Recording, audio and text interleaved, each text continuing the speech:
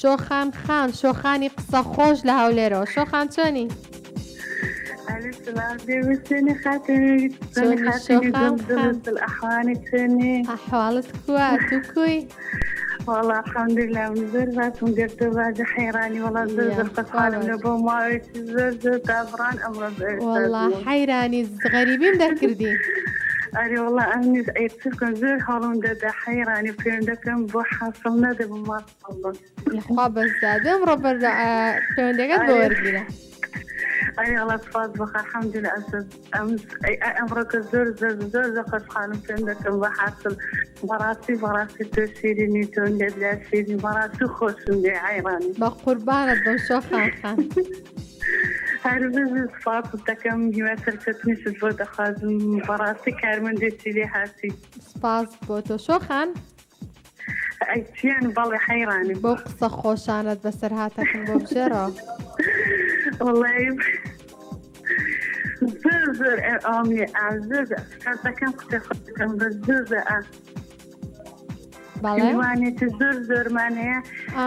زر ماني أي والله لبري أكم كمية أبي سڵاو ڕێزمانێ بۆ میوانەکانتان هر بزر كم زر خود حال مخاطيني بارك من خۆشحاڵتر بم شۆخان کە توانیت بەشدار بیت لەگەڵمان باشە کەواتە میوانتان هەیە بە چینە لای پرسیارەکە بەڵێ يلا جانكم حيراني باشە چینە لای پرسیار لەبەر حەیرانی يلا خصوصي دسين جاڵجاڵۆکە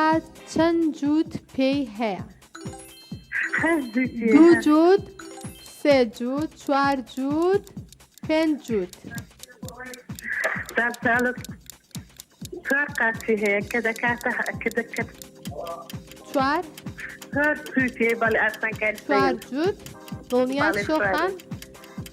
أري والله إن شاء الله ئینشاءڵڵا باشە من بەڵێ. 4 جووت وەرەگرم شۆخان بالي پیرۆزە شۆخان وەڵامەکەت ڕاست بوو تا کۆتایی لەگەڵمان كم بمێنەرەوە نخصي دابن مالا إن شاء الله کاتێکی خۆش بۆ تۆ خوات لەگەڵ ئێستا کاتی ئەنجامدانی تیر و پشکە بۆ ئەو کەسانەی کەوا وەڵامەکانیان ڕاست بوو ماشەڵڵا ئەمڕۆ پرسیارەکانمان ئاسان بوو زۆربەی وەڵامەکان ڕاست بوو کۆمەڵک ناوی زۆر لێرەیە هەیە ئێستا من تیر و پشک ئەنجام ئەدەم و براوەی دیارەکە ئاشکراکەم بابێکەوە دەست پێ بکەین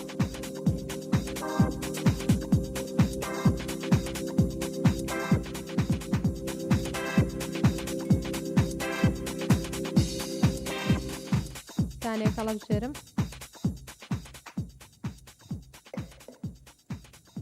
ساینکێ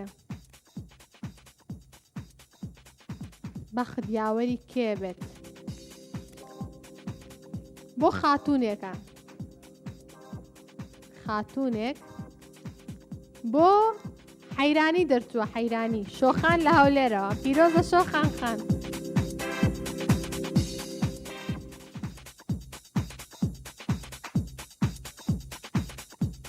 دووبارە پیرۆزبایی لە خات و شۆخانەکەم کە ئەم شەو بوو بە براوەی دیاری لەگەڵمان